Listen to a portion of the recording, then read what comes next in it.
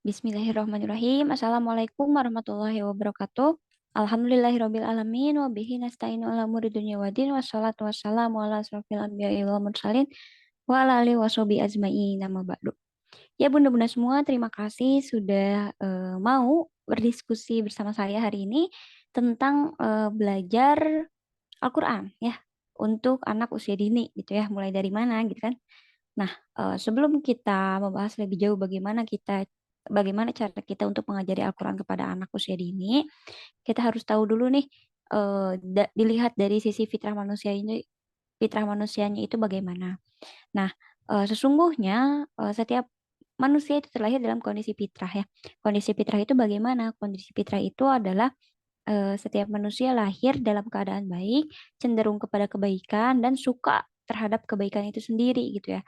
Jadi sesungguhnya seluruh manusia yang dilahirkan di muka bumi ini pada fitrahnya itu condong kepada kebaikan. Hanya saja tidak ada seorang pun yang dilahirkan kecuali ia terlahir dalam kondisi fitrah ya. Kecuali ya orang tuanya yang membuatnya dia menjadi seorang Yahudi, Nasrani atau Majusi. Jadi kalau dilihat dari sisi fitrah itu sendiri ya, karena manusia itu cenderung pada kebaikan, sebenarnya dari lahir pun anak-anak tuh udah suka sama Al-Quran gitu ya, udah suka sama Islam. Hanya saja ya yang jadi pertanyaannya adalah orang tuanya ternyata yang membuatnya menjadi agak jauh ya, atau mungkin cinta terhadap Al-Qurannya kurang seperti itu. Lantas almarhum Ustadz Hari Santosa ya guru kita semua telah membagi klasifikasi fitrah ini berdasarkan beberapa aspek ya. Di antaranya adalah fitrah keimanan, fitrah belajar dan bernalar, fitrah bakat dan kepemimpinan, fitrah perkembangan, seksualitas dan cinta, estetika dan bahasa, dan jasmani.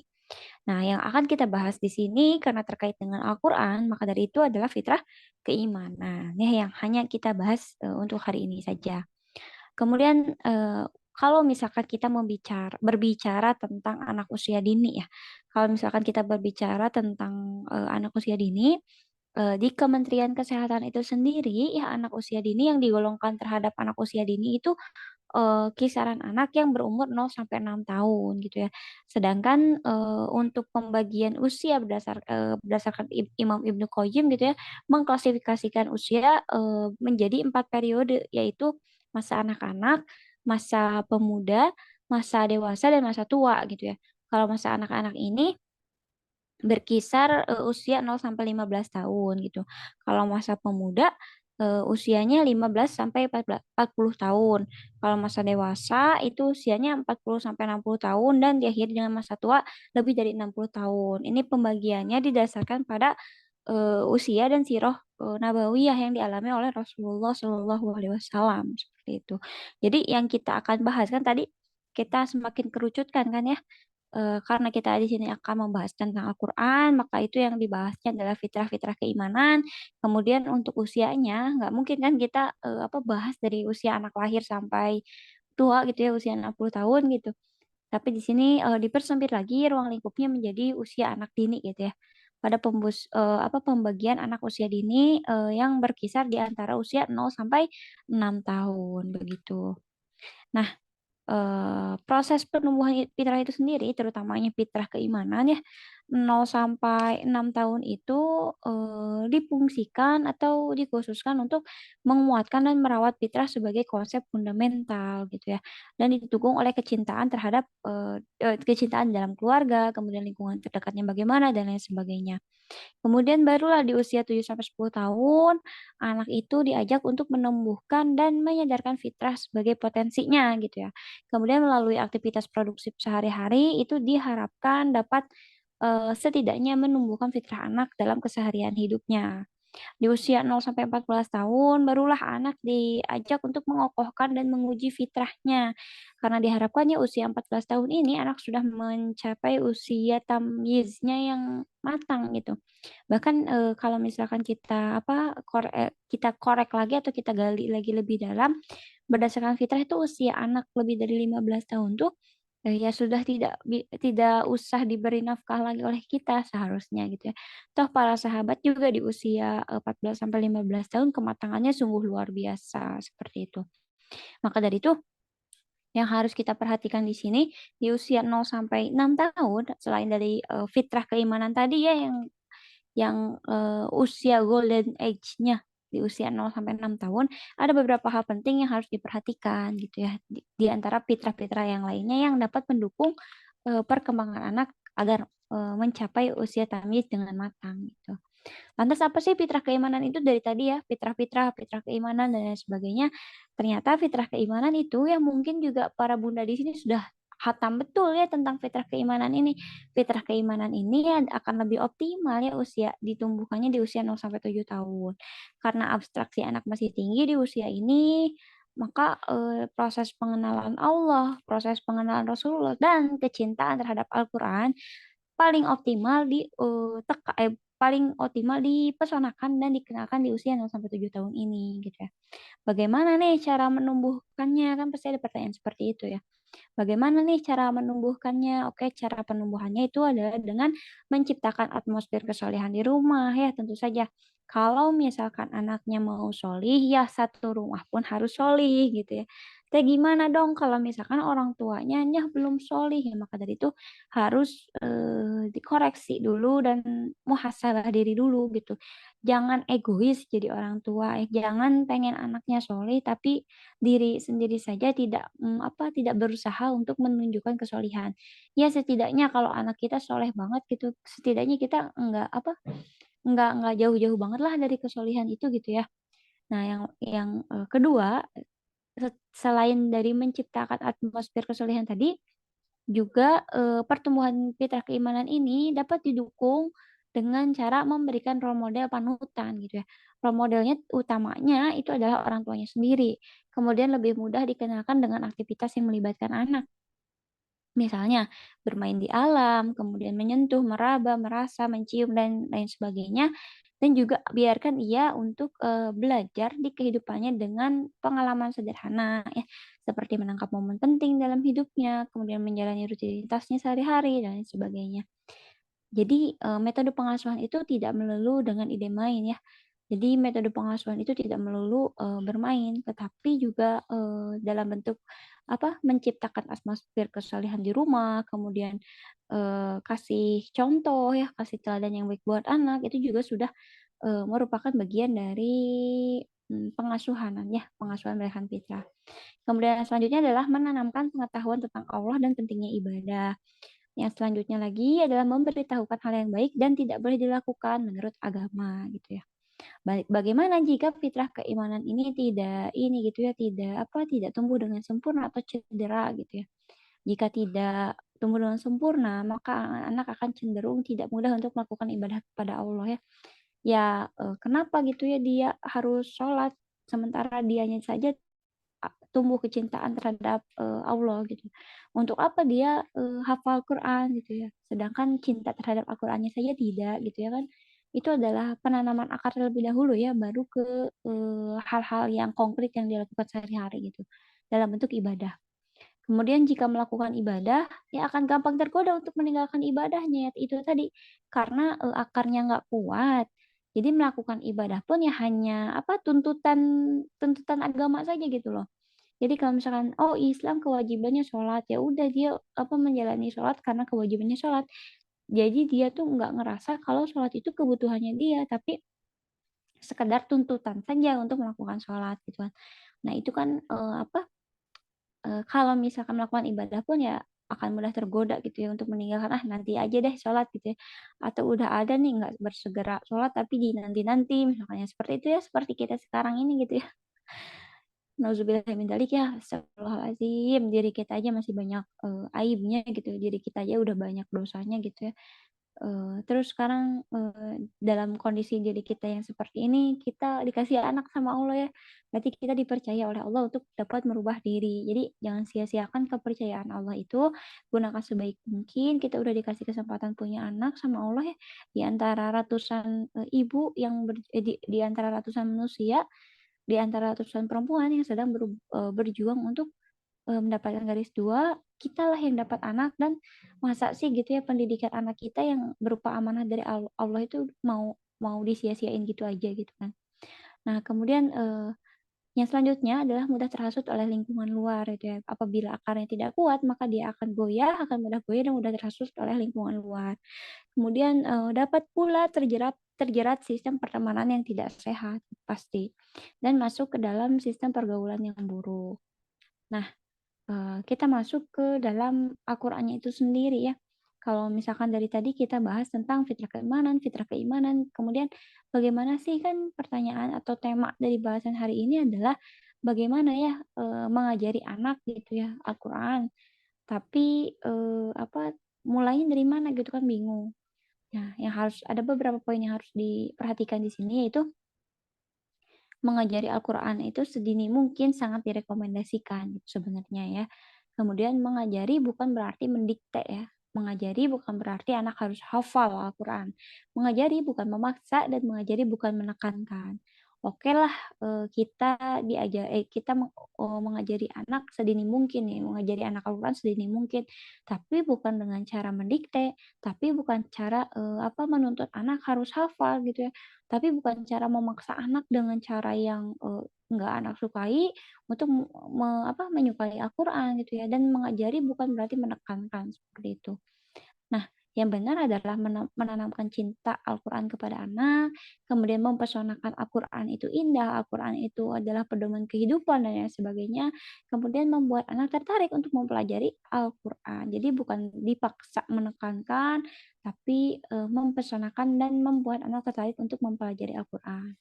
Kalau sedini mungkin apakah anak tidak overwhelmed nantinya gitu ya atau kewalahan, ya bagaimana dulu cara mengajarinya sedini mungkin bahkan para ulama terdahulu sangat merekomendasikan kalau misalkan anak dikenalkan sejak dalam kandungan nih sedini mungkin ya bagaimana cara kita mengenalkan anak dengan Al-Qur'annya dengan sering mendengarkan murotal atau mendengarkan ibunya ngaji dan lain sebagainya gitu ya.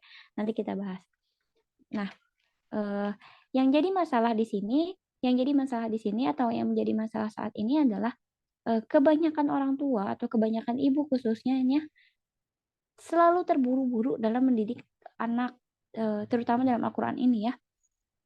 Pernah saya dapati, saya pernah masuk ke trial class beberapa, TK sejenis gitu ya, TK sejenis yang, nilai plusnya adalah anak-anak bisa hafal Quran dari sana gitu ya.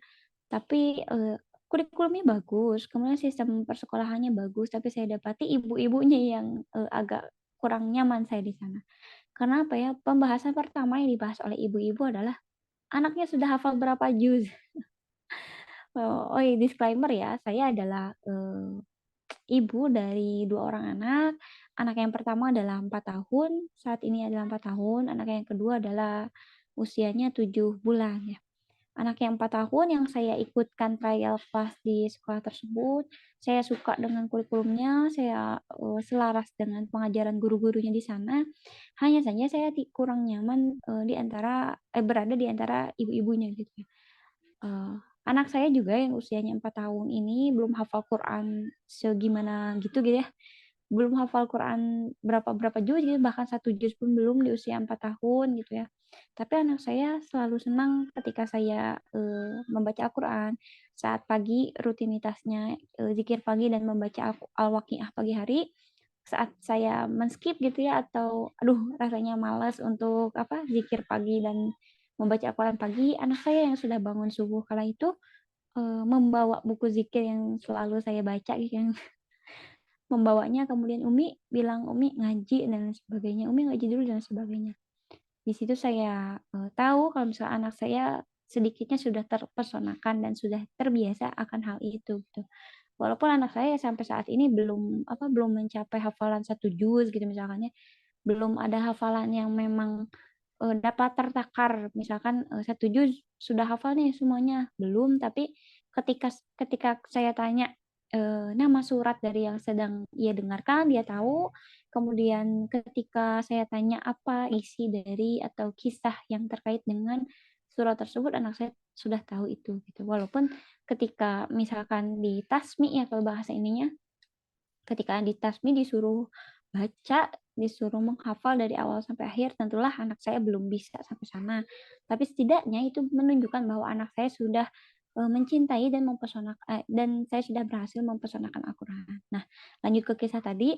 Jadi ada seorang ibu yang membuka pembicaraan dengan anaknya sudah hafal berapa juz. Ya setidaknya gitu awali pembicaraan dengan dari mana Bu? Dari mana Bu? Tadi datangnya berapa? Gitu kan soalnya pagi-pagi. Ini dibuka dengan anaknya sudah hafal berapa juz. Dan kebetulan lagi ya qadarullahnya yang ditanya itu saya. Saya yang menjawab, anak saya belum hafal satu juz pun Bu, tapi hanya hafal beberapa surat saja. Saya bilang ya kondisi aktualnya seperti itu. Oh, usianya berapa tahun? Katanya, kata ibu itu. Terus saya jawab, anak saya usianya baru 4 tahun Bu. Dan bulan Juli ini insya Allah 4 tahun. Oh gitu, anak saya sudah hafal 2 juz, padahal usianya belum 5 tahun. Dan respon saya saat itu hanya tersenyum dan, oh Masya Allah, barokallah Bu. Anaknya luar biasa hebat ya. Di situ saya antara, aduh, apakah pengasuhan saya yang salah, atau saya banyak tertinggal, dan lain sebagainya ya. Ya, untuk menghilangkan perasaan-perasaan itu, mungkin kembali lagi pada tujuan keluarga masing-masing. Yang menghafal, anak yang menghafal Al-Quran sejak dini itu luar biasa, bagus sekali. Berarti selain dari hafalannya kuat, mentalnya kuat, kemudian ingatannya kuat juga ya, dan dia bisa tahan bisa bisa tahan dengan hafalannya itu luar biasa hebat gitu ya. Ya, saya salut dengan orang tua yang memang mendidik anaknya seperti itu. Khususnya untuk saya sendiri dan suami, qadarullah saya belum mampu gitu ya untuk bisa mendorong anak saya untuk hafal Al-Quran di usia dini. Tapi setidaknya kalau misalkan ditanya apakah anak saya sudah mulai cinta dan terpesona akan Al-Quran, saya sudah berani jamin kalau misalnya anak saya sudah terpesona akan hal itu. Jadi gitu ya. Nah, ternyata ada beberapa kasus juga yang didapati ya nauzubillah min dzalik, beberapa eh, anak yang sudah hafal Al-Quran atau yang menjadi hafiz Quran gitu ya, ternyata pas dewasa ada yang murtad, ada yang melakukan maksiat dan lain sebagainya. Memang tidak semua penghafal Quran yang seperti itu, tetapi kan ada di antaranya seorang penghafal Quran yang sudah menghafal kitab hidupnya, yang sudah tahu pedoman hidupnya di dunia, tapi ternyata masih bisa melakukan kemaksiatan. Teh kan manusia mah nggak sempurna atuh, walaupun sudah hafal Al-Quran juga bisa aja maksiat. Ya memang seperti itu kan kodratnya manusia, tapi kan setidaknya gitu.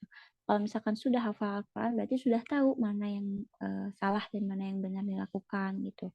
Ya, itu kan tergantung kepada penanaman akar terlebih dahulu gitu. Bagaimana pondasi akarnya? Jangan sampai akarnya kecil gitu ya. Orang tua menyiapkan akarnya dengan kecil atau tidak sanggup, sementara dahan dan cabang dari pohon itu sudah tinggi menjulang ya. Nanti suatu saat ketika dahan dan cabangnya terlalu besar daripada akar yang menopang semua itu, lama-kelamaan pohon tersebut akan tumbang ya. Iya. ثم أورثنا الكتاب الذين اصطفينا من عبادنا فمنهم ظالم لنفسه. Ini salah satu nasihat dari Ustadz kita semua ya. Boleh didengarkan. ومنهم مقتصد ومنهم سابق بالخيرات بإذن الله. Di lisannya berkata wailul lil mukadzibin, celaka bagi para pendusta. Dia hafal ayatnya tapi berdusta. Di lisannya berkata qul huwallahu ahad, hanya Allah yang esa. Tapi lisannya mengatakan semua agama sama, menuju pada Tuhan yang sama, cuman caranya beda-beda.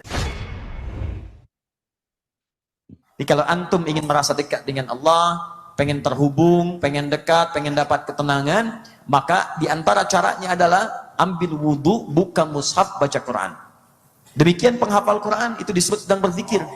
Makanya ciri penghafal Quran itu yang paling mulia, cirinya bukan berapa banyak ayat yang dihafalkan, tapi seberapa dekat hubungannya tersambung dengan Allah dari sekian ayat yang dia hafalkan. Jadi kalau ada orang menghafal Quran semakin jauh dari Allah, ada yang salah dengan hafalannya. Di penghafal Quran itu semakin banyak dihafal, semakin dekat dengan Allah. Semakin dekat dengan Allah, semakin terjaga dari perbuatan maksiat.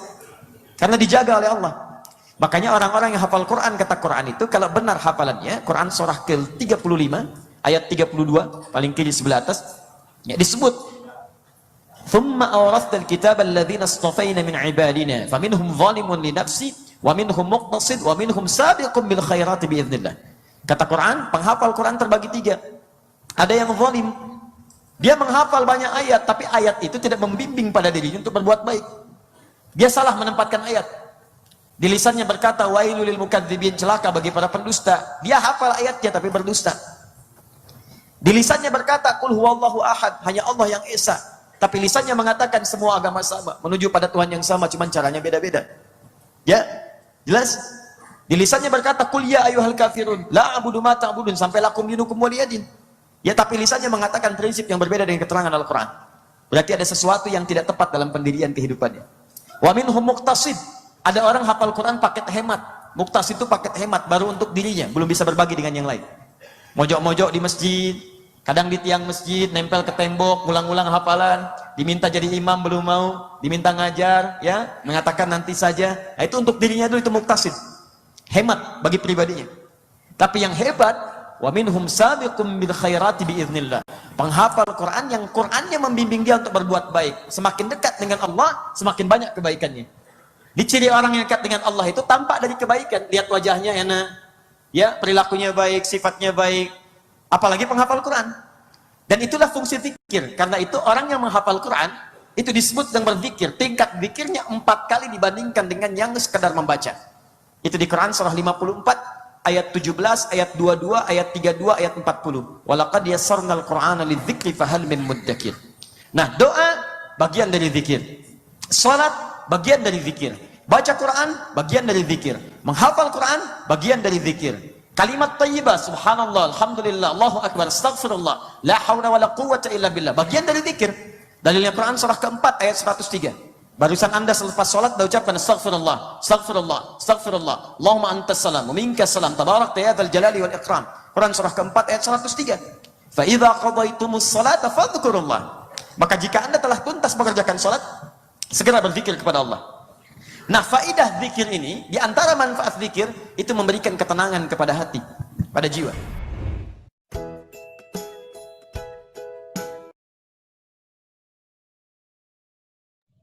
Nah, itu adalah salah satu penjelasan ya, bagaimana menjadi seorang penghafal Quran yang dengan hafalannya itu dapat mendekatkan diri kepada Allah. Itu kan yang kita harapkan anak-anak kita hafal Al-Quran dan dapat berteguh gitu ya, teguh pada pendirian dalam hafalannya dan dapat diamalkan gitu ya dalam kegiatan sehari-hari. Nah, apa saja sih yang dapat dilakukan untuk mengajari Al-Quran atau mengenalkan Al-Quran kepada anak usia dini gitu kan, harus dini mungkin, terus agar sedini mungkin tapi caranya tetap benar tuh gimana gitu ya.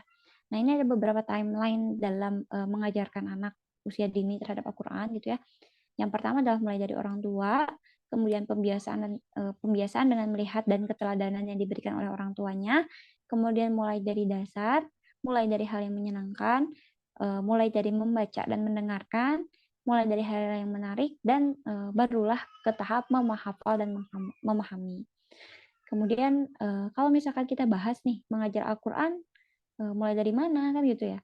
Nah, hal pertama sekali yang harus dievaluasi adalah mulai dari diri sendiri atau orang tuanya terlebih dahulu. Mulai dari diri sendiri dulu, jadikan diri ini mencintai Al-Quran terlebih dahulu, baru ajak anak untuk ikut mencintainya juga. Kita jangan sampai menjadi orang tua yang egois. Kita berharap anak mencintai Al-Quran, tetapi diri ini saja jauh dari Al-Quran. Ya. Itu yang menjadi pertanyaan umum dan menjadi hal yang mengerikan yang sering kita jumpai di kehidupan sehari-hari ya. Kita banyak menuntut anak untuk bisa ini, itu, A sampai Z, tapi kita lupa untuk mendidik diri kita sendiri,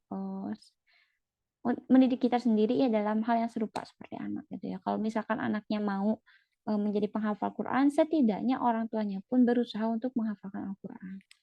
Itu ya evaluasi. Yang kedua adalah mulai dari pembiasaan dan melihat keteladanan tadi ya.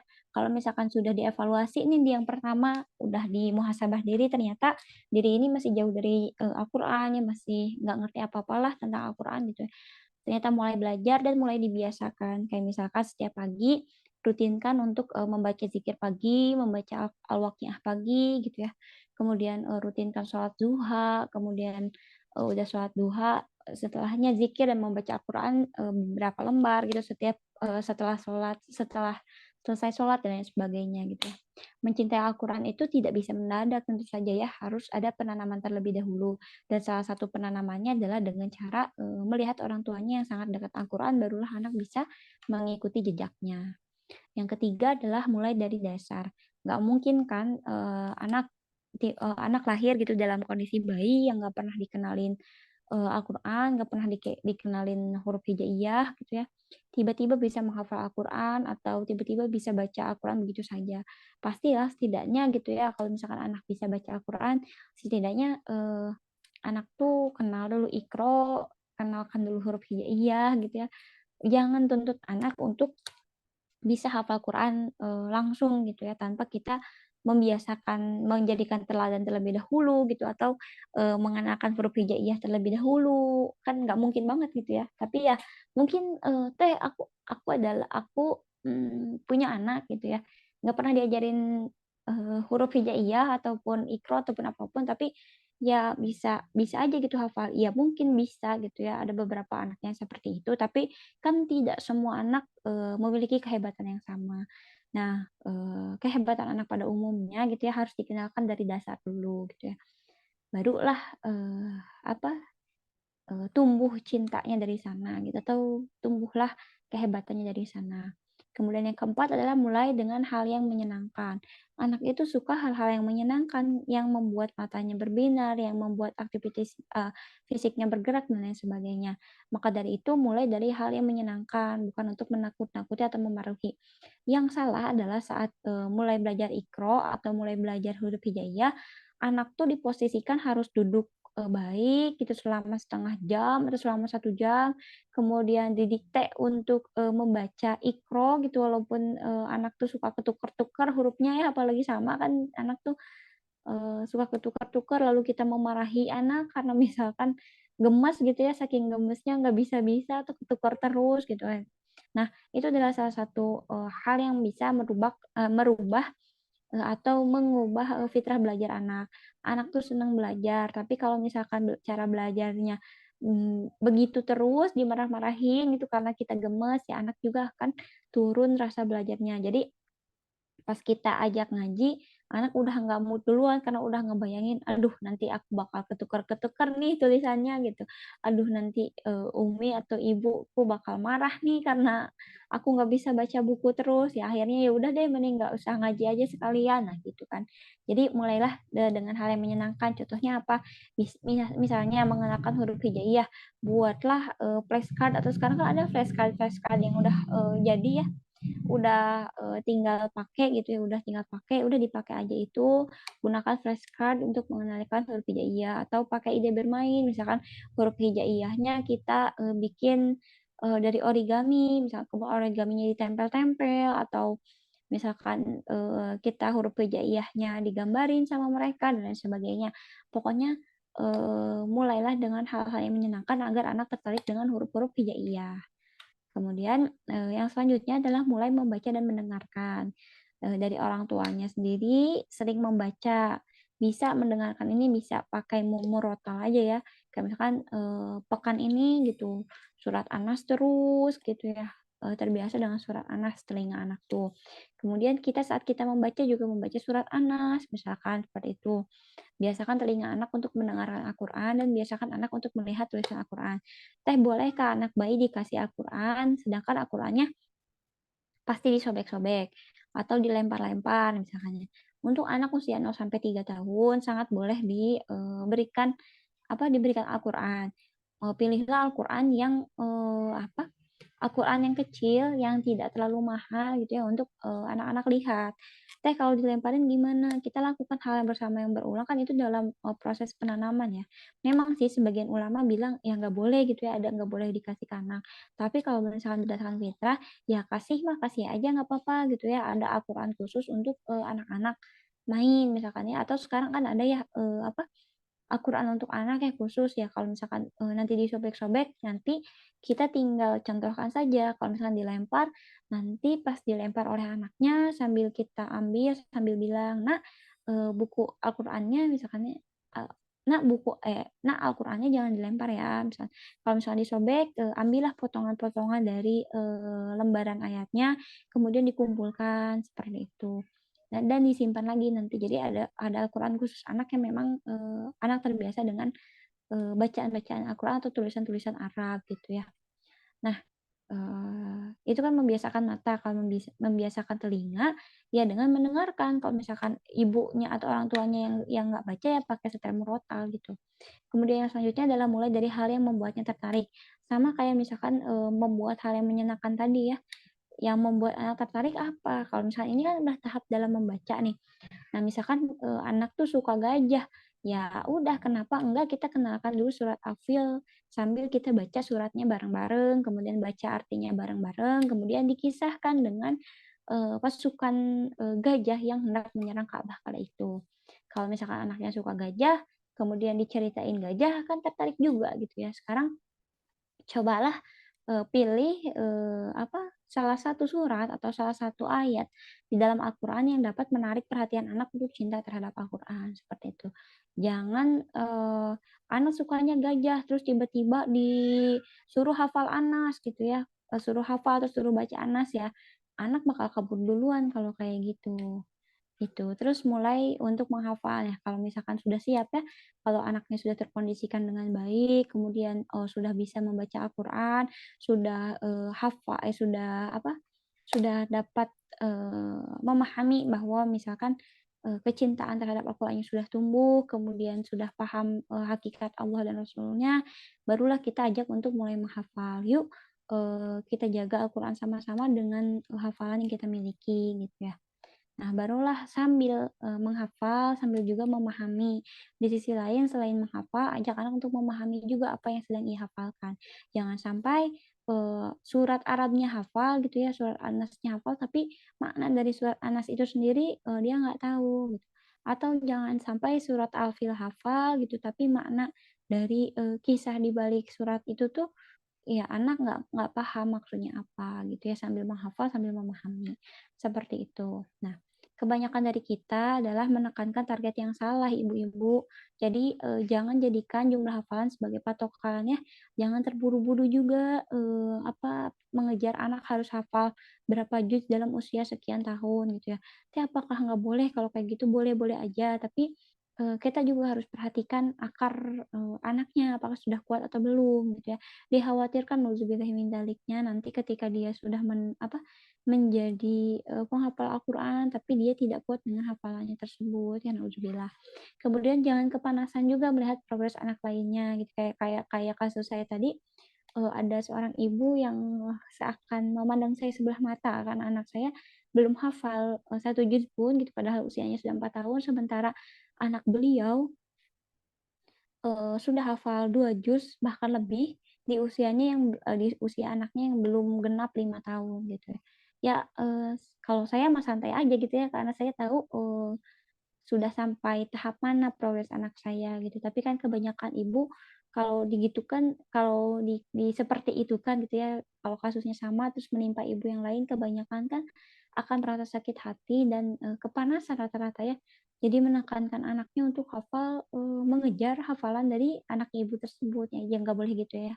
Jadi jangan tetapkan target yang salah, jangan jadikan jumlah hafalan sebagai patokan ya, jangan terburu-buru mengajak anak untuk menghafal Al-Qur'an tanpa memahami konsep dan menanamkan akar yang kuat terlebih dahulu, dan jangan kepanasan melihat progres anak lainnya. Setiap anak itu memiliki progresnya masing-masing dan pasti saja setiap progres anak itu sangat luar biasa indah ya. Nah, hal lainnya yang harus ditekankan adalah untuk mencintai, memahami, dan mengamalkan apa yang ada di dalam Al-Quran. Bukan untuk menghafal dan mengabaikan setelahnya. Gitu ya. Jadi fokuslah kepada penanaman atau pendidikan anak untuk mencintai Al-Quran, memahami Al-Quran, dan mengamalkan apa yang ada di dalam Al-Quran kepada kehidupannya sehari-hari. Bukan memaksa anak untuk segera menghafalkan dan malah nantinya ya nauzubillahi min dzalik dapat mengabaikan apa yang ia hafalkan. Nah, mungkin cukup sekian ya sharing dari saya. Silahkan jika ingin berdiskusi. Saya tutup dengan doa kafaratul majelis. Subhanakallahumma wabihamdika asyhadu an la ilaha illa anta astaghfiruka wa atubu ilaik. Wabillahi taufiq wal hidayah. Wassalamualaikum warahmatullahi wabarakatuh.